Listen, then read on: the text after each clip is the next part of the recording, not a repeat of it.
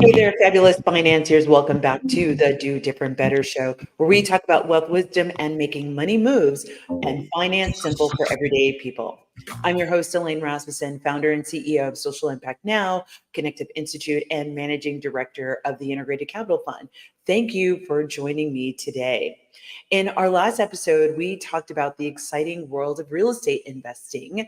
Whether you're a first time investor or you're looking to expand your portfolio, I broke down the basics of real estate investing.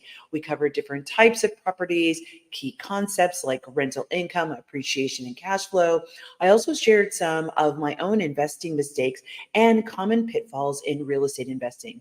And then finally, I gave you some practical and tactical tips for being successful.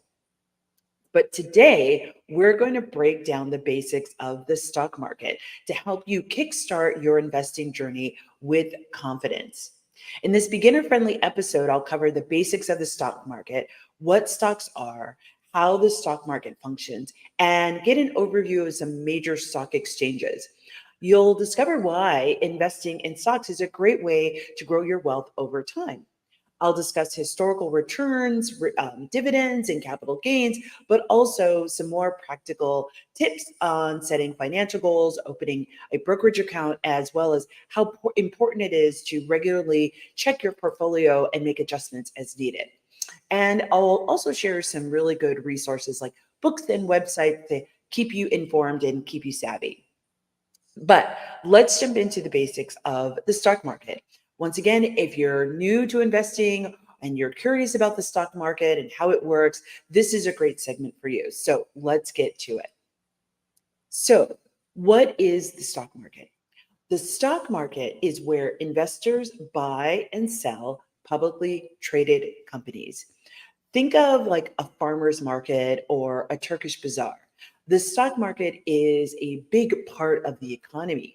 The stock market allows companies to raise capital and investors to grow their own personal wealth. But what exactly is a stock, and how does the stock market function? So first, let's talk about a stock. A stock represents ownership in a company. When you buy a share of a company's stock, you're purchasing a small piece of that company. Stocks are also known as equities or public equities. And the reason why they're called public equities is just like the name implies, they are available to the public to purchase. Now, you can buy one stock or you can buy 100,000 stocks. Usually, companies will have a specific number of stocks that are available to purchase, but as long as your resources allow you, you can buy as many individual pieces of stock of one company as you would like. Then there is the stock exchange. Stocks are bought and sold on exchanges. The two most popular ones you may have heard of in the United States are the New York Stock Exchange or NASDAQ. NASDAQ stands for National Association of Securities Dealers Automated Quotations. You can see why they call it NASDAQ for short. That's a lot of words.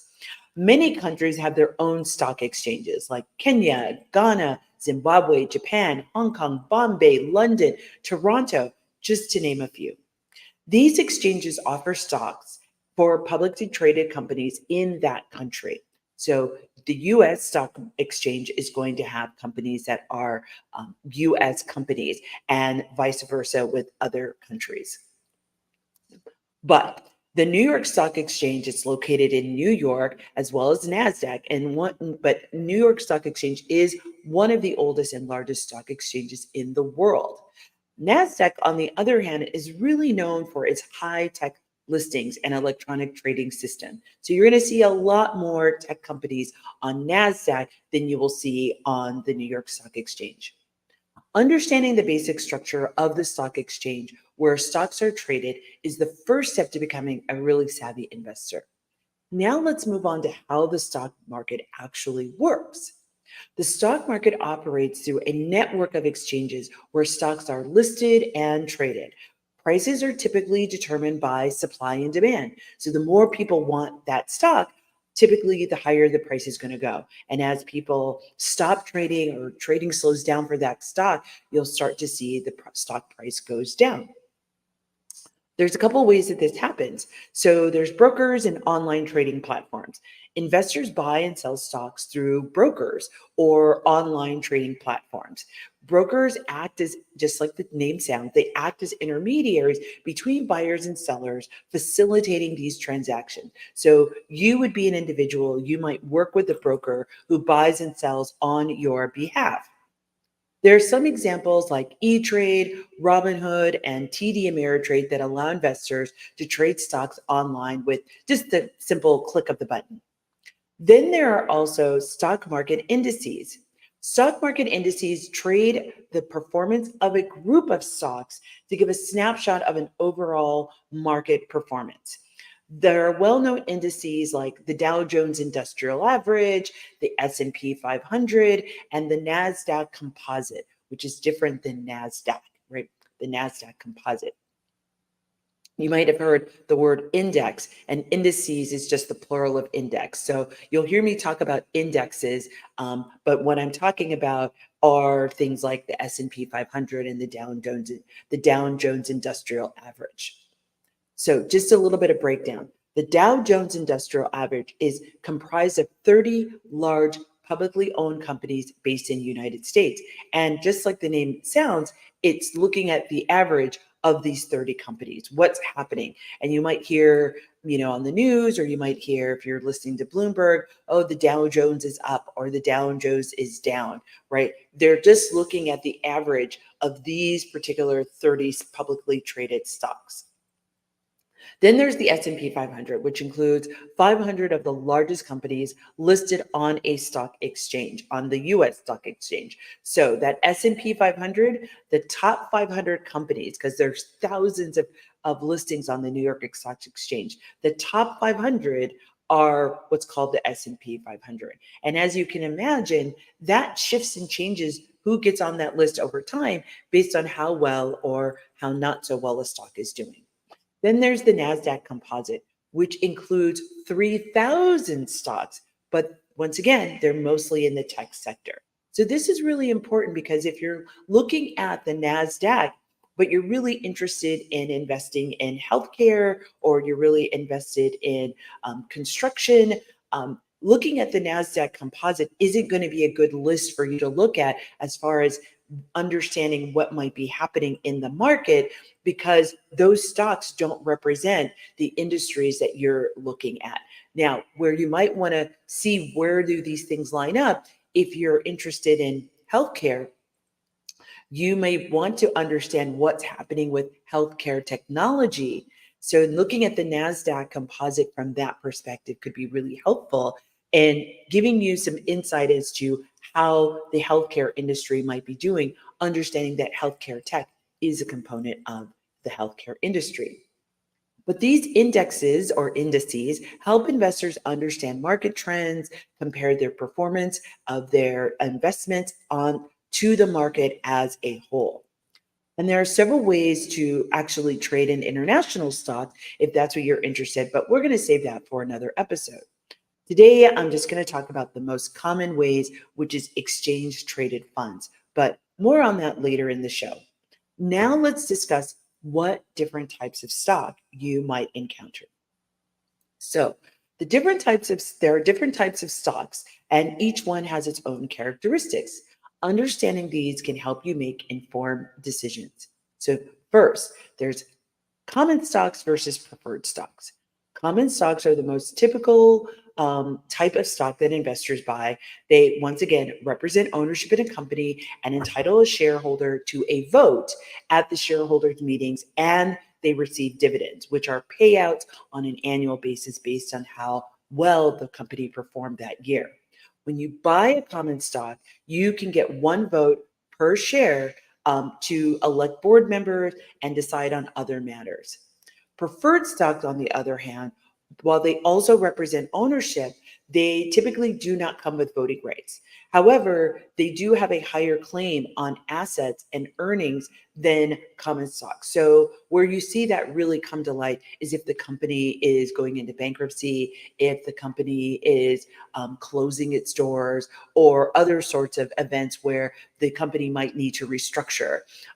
However, but preferred stocks do receive dividends before common stock shareholders, but it's often at a fixed rate as opposed to a rate adjusting based on the agreements that are outlined in your common stock purchase price.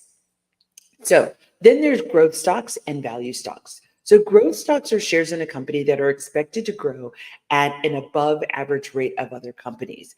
These companies usually reinvest the earnings to expand and grow so they don't pay out dividends. We see this a lot with startups, especially technology startups or companies that are doing something really innovative in a particular sector, but especially the tech sector. So an example would be like Amazon or Tesla are often considered growth stocks because they focus on expanding and capturing market share versus prioritizing paying dividends to the shareholders. However, the shareholders still want to make sure that the shareholder price is at a good price, right?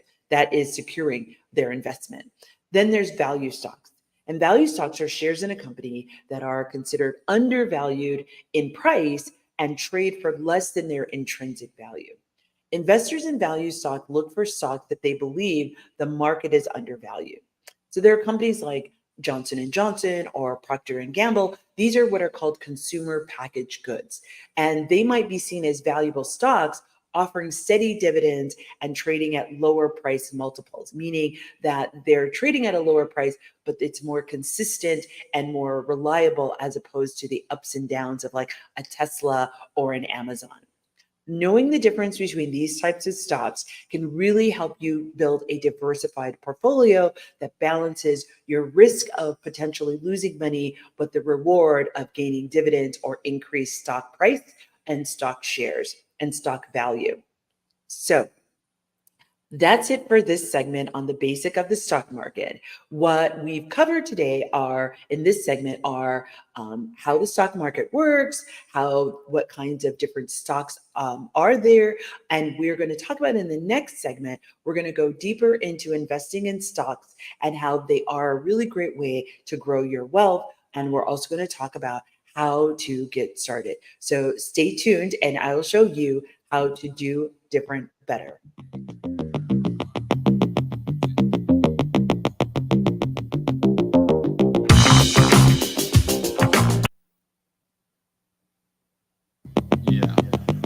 Hey there, fabulous listeners. Welcome back to the Do Different Better show. I'm your host, Elaine Rasmussen. And if you're just joining us, in the last segment, I shared the basics of the stock market.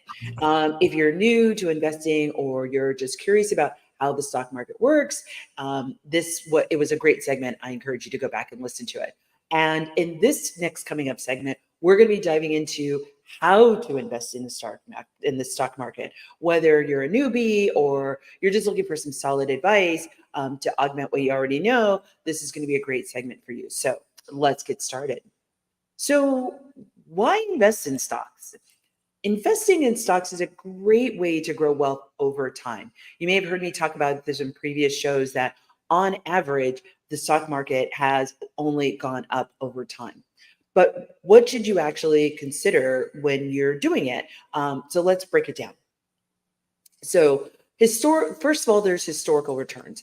Historically, the stock market has provided higher returns than other types of investments like bonds and savings account. If we look at let me just say, I have two thoughts coming through my head. Over the long term, the average annual return on the stock market has been around 7 to 12%. And that's pretty impressive, right? When you think about a savings account, even before our current sort of financial situation, a savings account was paying out maybe 1, maybe 2, maybe 3%. So when you're thinking about a long-term investment strategy, 7 to 10% year over year, that's great. And you compound that every single year. It's a phenomenal amount of money in a relatively short period of time, right? So just a fun fact, If you had invested $1 in the stock market, and there are what are called penny stocks where you can buy them and they're usually under a dollar. There's lots of stocks that are under 10 and 15 and $20. So there are some affordable ways to get into the market. But if you, just for an example, if you had invested $1 in the stock market 100 years ago, now none of us are 100, there's very few of us that are 100 years old, but stick with me in this example. But if you stuck $1 into the stock market 100 years ago, it would be worth $14,000 today. That's the power of compounding returns. So let's say from a dollar that in 1 year you generated a $2. Well, the next time your return is going to be on $2, not on $1. And so that just exponentially grows year over year over year. So as I was mentioning before, if we look at the lifespan of the stock market, while there have been ups and downs through different kinds of economic situations, we've come out of an economic pandemic. The stock market, on average, though, has always trended up. So part of the thing is, can you withstand the pain of a down market? Or you want to be looking for when the down market might be coming so you can make adjustments in your portfolio. We'll talk a little bit about that, right? So the second thing is our dividends and capital gains. There are two ways you can make money from stocks. Those are from dividends or from capital gains. Dividends are, these are the payments that are made to you or the stockholder by the company, right? These are the payments that they make to the shareholders, usually on a quarterly or annual basis. And it's like a little bonus just for owning the stock. You're going to get a piece of the profits. A piece of the profits go back into the company, maybe for research and development, maybe for a rainy day fund, but also a portion of that goes back to all of the shareholders or the people who own stock. Capital gains, this is the profit that you make when you sell a stock for more than what you paid. So for example, if you bought a stock for $50 and you sold it for $100, then you would have a capital gain of $50. Now here's something that's important to know. When you have a capital gain, there is a tax implication for your capital gain. So a lot of times if somebody sells a stock, they usually have a plan of what to do with those profits so that they can lower their tax liability or lower the amount of taxes they'll have to pay, because every dollar that you make, Uncle Sam wants a piece of it. So that includes your investments. So once again, this is where you might want to employ working with an investment advisor or joining an investment club, right? We talked about investment clubs a couple of episodes ago. So you can be aware of what are some of the tips and tricks that other folks use as they build a strategy when they decide to sell a stock, particularly if that stock has some significant capital gains. $50 capital gain probably isn't that big of a deal, but if you're talking about $20, $30, $40,000, that is now, think about that as additional income, and you're going to be taxed on that. But all in all, investing in stock allows you to benefit from both the growth of the company and the income that it generates. So now let's talk about how to get started. Getting started in the stock market is actually easier than you think, but there are some things I really want you to consider before you get started. One is setting a financial goal.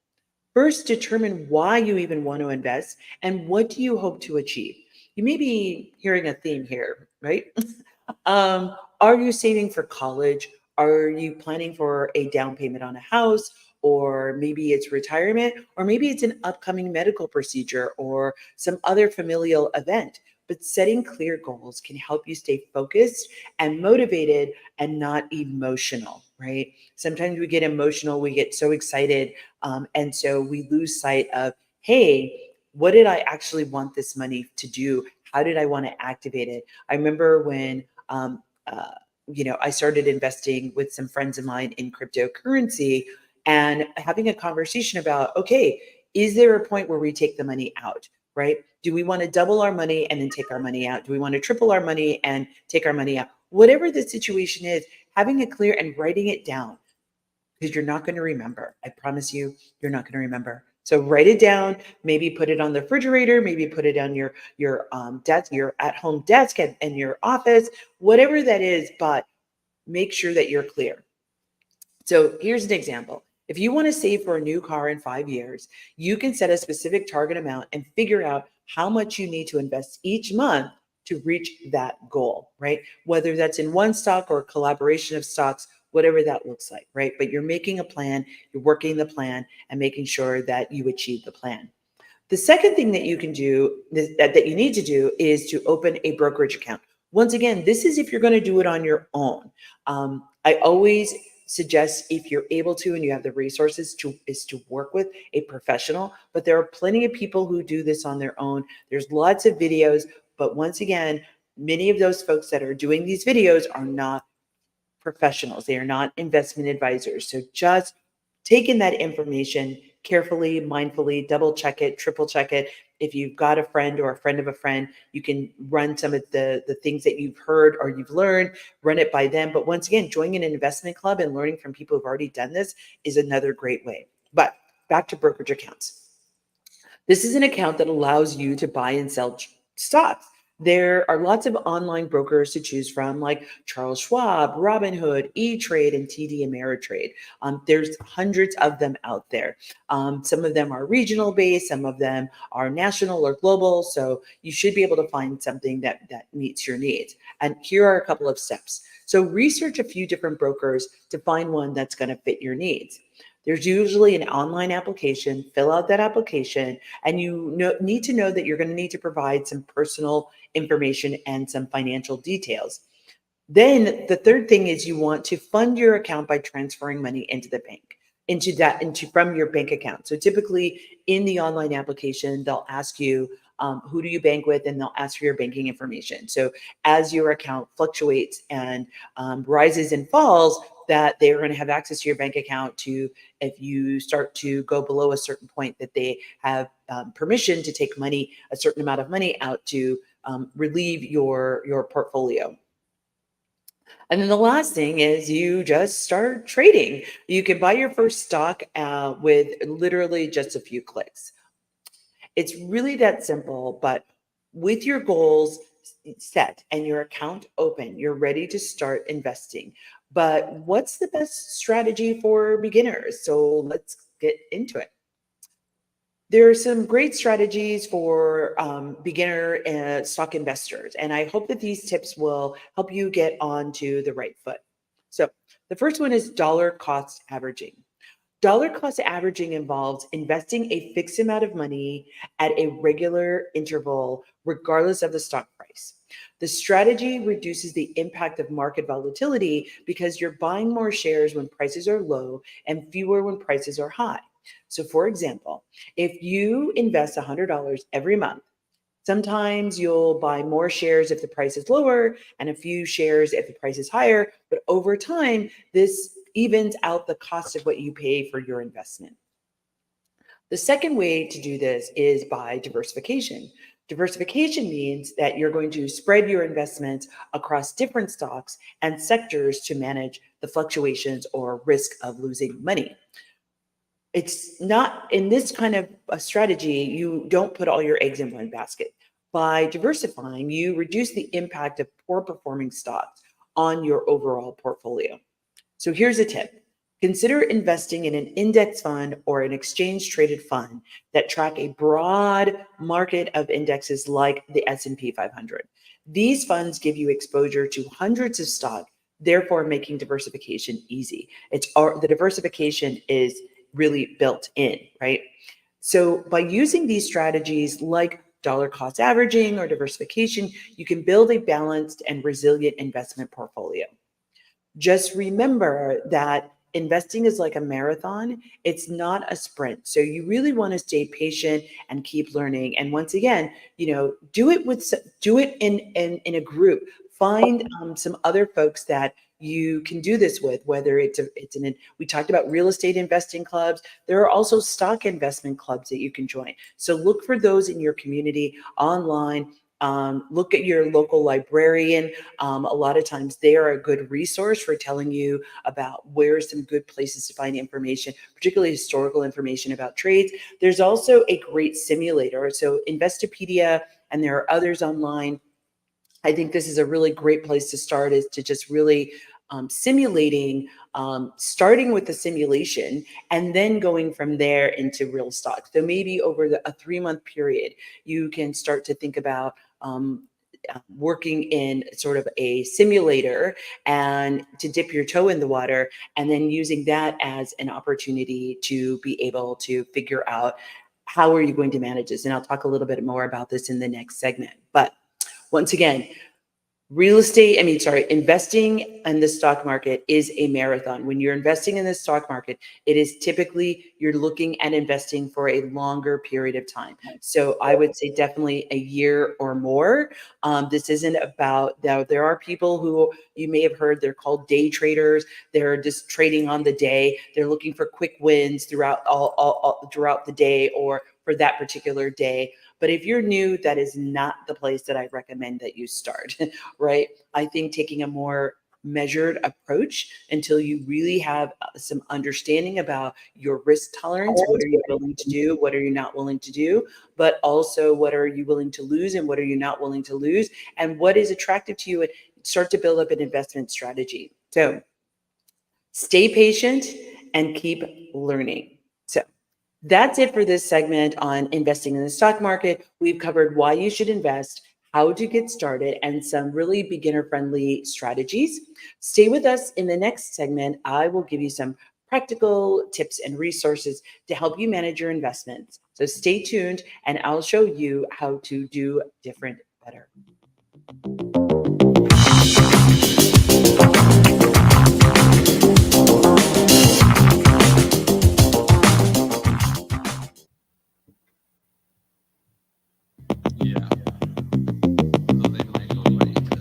Hey, fabulous financiers. Welcome back to the Do Different Better show. I'm your host, Elaine Rasmussen. And if you missed it, we have just been talking about why you should invest, how to get started investing in the stock market, and some beginner-friendly strategies. In this final segment of this episode on the stock market, I'm going to cover some practical tips and resources.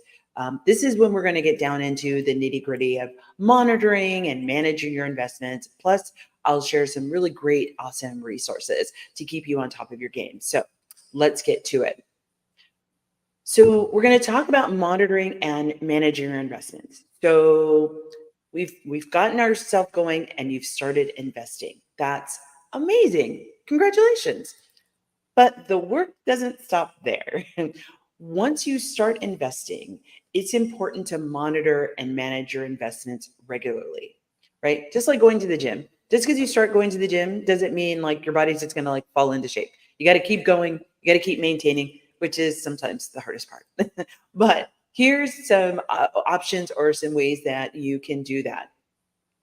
The first one is doing regular reviews.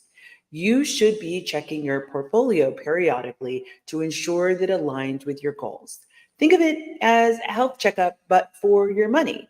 So example, set a reminder or a meeting invite. I put everything on my calendar. I live by my calendar. Even my personal things, I have a personal calendar, and my personal calendar, my work calendar are congealed onto my phone. So I always know kind of what I'm supposed to be doing at any given moment in time.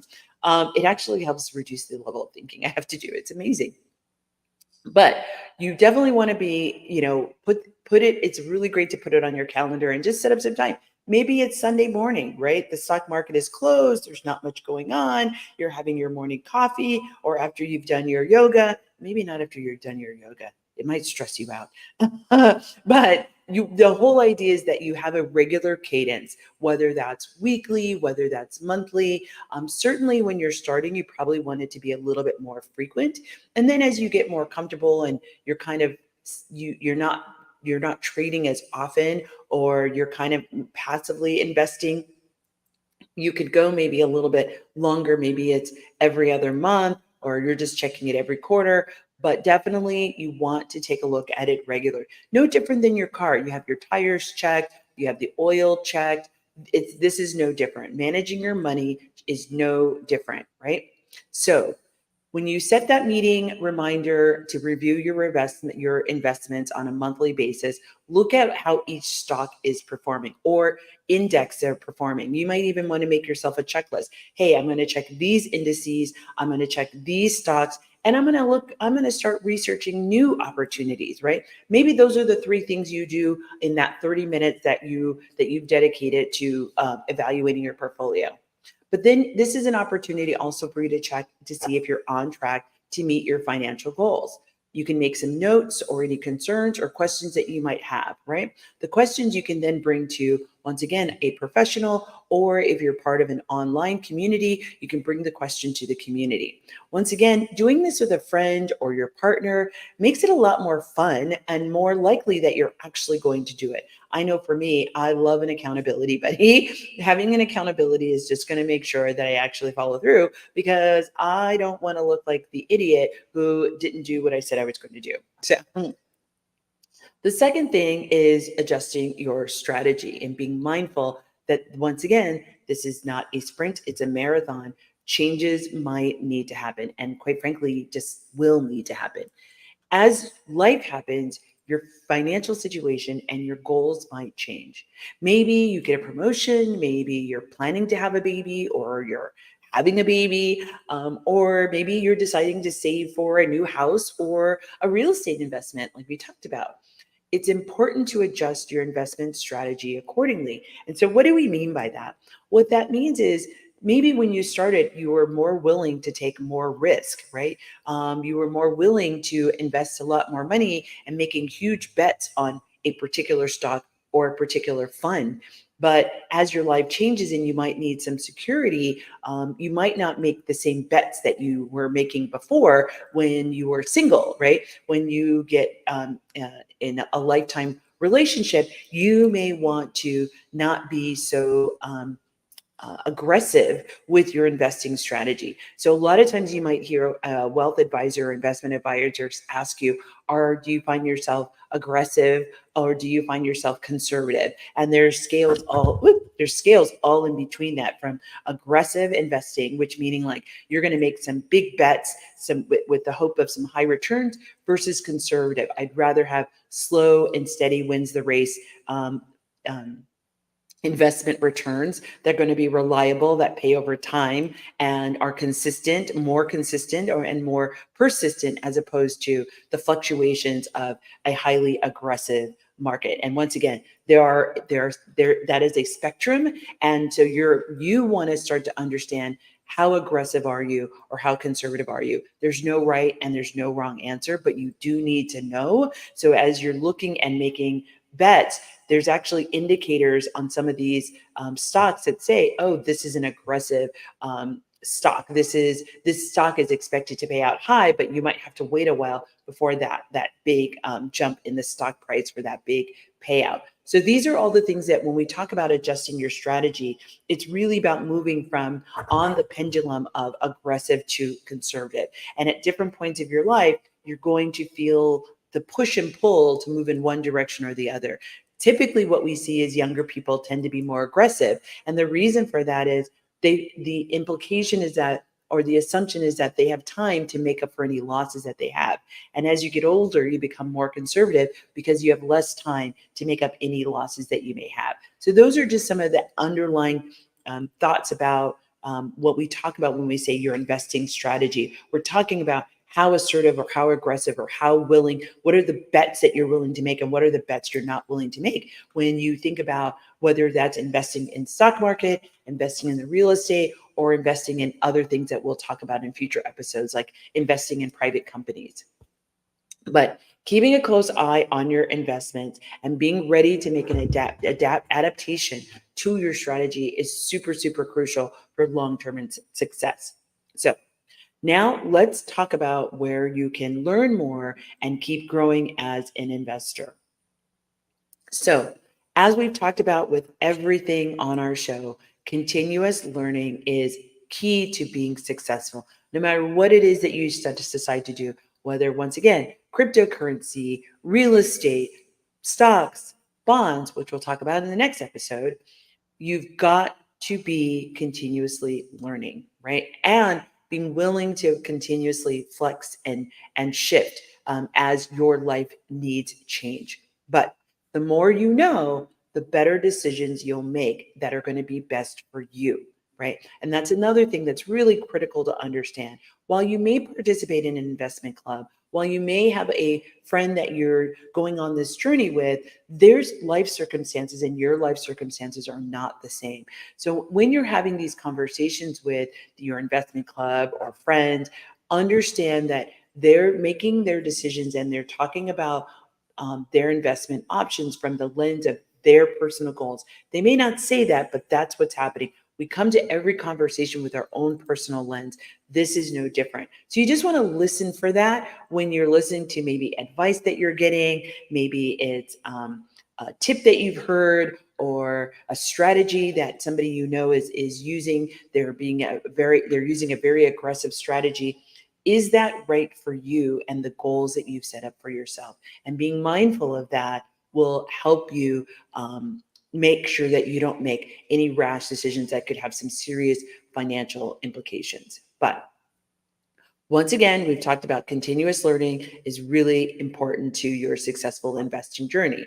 So here are some resources that will help you out, right? So there's books and there are courses, right? There are many great books and online courses out there for beginners and for folks that are maybe a little bit further along. Maybe you've invested in a fund, maybe you inherited some stocks, and so you've been owning them, but you really haven't been actively participating in understanding what they are, how they work, what the stock might be, maybe is. But here are some great recommendations, right? The Intelligent Investor, I think we've talked about that before, by Benjamin Graham, A Random Walk Down Wall Street by Burton Malkiel, and Broke Millionaires Take on Investing by Aaron Lowry. So these are really great books that really kind of help you understand what's going on. Another great resource is I'm a big fan of Susie Orman. She's really great as far as thinking about particularly looking at retirement funds and how to leverage those investments. But there's lots of great information. There's the Budgetnista. I don't think she talks about stocks or anything, but really understanding personal goal setting as it relates to your financial journey. She's an amazing, amazing podcaster and YouTuber to get information. And she really talked about it from her own experience. So I definitely encourage you to check that out. But also, there's some really great websites like Coursera. There's Udemy and there's Khan Academy, KHAN, that offers some really great courses on basics. There are some states I know in Minnesota. For a while, we were offering free access to Coursera, so you might want to check your particular state.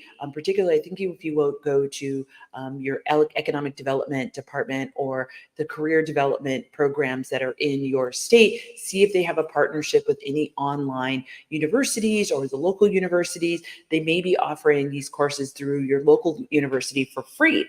So there's some great options out there that are highly accessible. Go to the reference librarian. They will also be able to tell you if there are courses that are available either through the library, through the subscriptions that they have. Maybe they have a Coursera subscription or a LinkedIn Learning subscription that you can have access to, or you can start to take courses on understanding and investing in the stock market or just investing in general. But once again, many of these resources are free or very, very affordable, right, for any income level. The second thing that a resource are financial news and websites. And I get it. It can be overwhelming. But once again, staying informed is such a big part of being a savvy investor. So following reliable financial news sources, not entertainment news sources. And many entertainment news sources are masquerading as actual news and they are entertainment channels, right? So just be mindful of that. But you want to look for a news source that is a financial, reliable news source that keeps up on market trends without opinions, right? And to get expert analysis. Now, some channels, there's like CNBC, there's Bloomberg that offers daily updates. They have, and there are other kinds of websites like Investopedia where you can go in-depth articles and tutorials on things. But all of these are resources that can really help you understand some of these topics in a very, very simple way. But really wanting to go back to like Bloomberg and CNBC, and those aren't the only ones. I'm a big fan of the Bloomberg channel. What I love about the Bloomberg channel is I'll turn it on like at 6 in the morning. You only need to watch it for like 20, 30 minutes, and you kind of get an overview of like what's happening in the market. After that, a lot of stuff just repeats, right? Or they're asking people's opinions on different things, or they're giving their different perspectives. And that's fine. But what you want is you want a reliable financial channel that separates the opinion from the actual market information. So as long as you have like, here's the data, here's the market information of what's happening in the market, and then they very intentionally and very transparently say that they are switching to the opinion portion of the show. So that's what I mean by just making sure that you're following a channel that is a reliable financial news source. And typically you'll see the data on the screen. But what I love about Bloomberg is usually on the side, on the left-hand side of the screen, they'll give you updates. One, they'll give you updates on like what's going to be coming up on the show, but they're also giving you market updates. So it gives you this way to just, even if you only have 10 minutes, you can watch the channel for 10 minutes, kind of see what's going on in the market. And then you can think about, well, do these things have implications for the stocks that I'm invested in? So I'll give you a really brief example. So if let's say you're invested in construction and you are watching Bloomberg and you see that the price for timber goes up, and they're foreseeing that the price of timber goes up for, it's going to be going up for a substantial amount, and the price isn't anticipated going down anytime soon. Well, if you're invested in construction, that is a market that's going to have implications for your investments in construction. So these are where you want to start to think about how is what's going on in the world might impact the things that you're investing in. Because if you're investing in construction, in anything in construction that relies on building things with timber, well, now you know that the price of timber has gone up, which means the price of running the business is going to go up if they're buying timber. And so then what is that going to do for profits? So that's how you want to start to think about what do you hear out in the world and how does that impact your investments, right? There is a correlation between these things. But continuing to educate yourself, make sure that you're really informed and that you can adjust your strategy as you need. So now let's talk about the call to action, right? So once again, learning is really a great, strong foundation, and continuously learning is super, super important, right? And I've just given you a whole lot of free and low cost and no cost resources that are in the community that you can probably just Google like investing meetings or courses near me and to be able to get more information. But another resource is the National Urban League. It's the National Urban League's Urban Empowerment Fund, which provides education and supports people of color or minority investors. And these are a fantastic resource for you to get started, especially if you're looking for some tailored advice and community support. Check out the upcoming websites and for workshops and guides and mentoring opportunities. It's a great way to connect with other investors and learn from experts who understand the unique challenges and opportunities that you might face. But also having an investment club is really, really great. So, but investing isn't just about making money, it's about building legacy and securing your financial future. And so by leveraging these resources and continuously learning, you can take control of your financial destiny. If you're hearing all of this, maybe you feeling excited but not 100% confident about moving forward, here are a couple of starting points. If you have a 401k, start with reading your quarterly or annual statements of your 401k. Start following the stocks that are in your 401k. And if you don't know what they are, ask your administrator to help get you in that information. Once again, start with an investing simulator. That's what I did. There are free platforms online that let you act like you have an investment portfolio and you can review stocks and make choices without losing any real money. What's great about that is that you can figure out what your investing tolerance is, understand market fluctuations, but also begin a cadence of monitoring your investments. So here's my call to action. Review your investments, set up a monthly reminder to review your portfolio and make adjustments, educate yourself, pick one book or online course, and Commit to learning something about investing every single month. Dedicate some time, put it on your calendar, and do it with a friend. And then finally, explore some of the resources that I've shared with you, or go to your local librarian. So that's it for this episode on understanding the stock market. I hope you found these tips and the resources helpful, and that you're really feeling inspired to take control of your financial future. Well, this wraps up another episode of Do Different Better with your host, Elaine Rasmussen. In this beginner-friendly episode, we covered the basis of the stock market, what stocks are, and how the stock market fluctuates. And we gave you an overview of major stock exchanges, such as the New York Stock Exchange and NASDAQ. I also talked about why investing in stocks is a great way to grow your wealth over time, and gave you some practical tips on setting goals, opening an account, and reviewing your portfolio on a regular basis. So this week was about stocks. This week's was about stocks. Next week, you guessed it, it's bonds. I'll break down what bonds are, how they work, and the different types you can invest in, from government to corporate. We'll talk about how they provide a steady income, they preserve your capital, and diversify your investment portfolio. We'll also compare stocks and bonds, and I'll guide you through the process of buying bonds with some practical tips. I can't wait for next week's conversation. Join me in the next episode when we continue your wealth education journey. See you next week, and I'll show you how to do different better. Let me know what you think of the show. We love comments. So tell us how this helped you. If there's a money or finance question you have, or if there's someone you want me to interview, hit me up on LinkedIn or Instagram. And don't forget to hit the subscribe button and follow us on our socials. See you next time.